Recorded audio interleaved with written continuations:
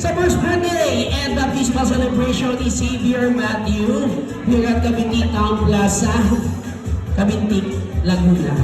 Sabi ko sana Quezon eh.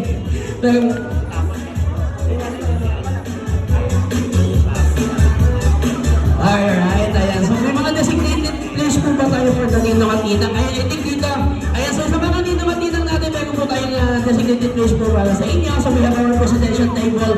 Banda dito po sa kanan ng ating stage. And then syempre, para sa mga kids, ayan, habang naghihintayan tayo, meron tayong face painting banda naman dito sa kalawa ng ating stage, no? So pwede kayo magpa-face paint muna habang naghihintay. Okay? And also, meron tayong mga headbands for the kids. Kaya kung yung mga hindi pa po namin nabibigyan, pwede kayo lumapit sa akin dito or maya-maya aabutan ko kayo. So meron tayo dito mga headbands para sa mga bata. So make sure nakasuot yan kasi mamaya lahat po ng naka-headbands, sila yung una-una namin bibigyan ng mga giveaways and loot bags. No? So make sure nakasuot po during our party, wag not natanggalin. Okay?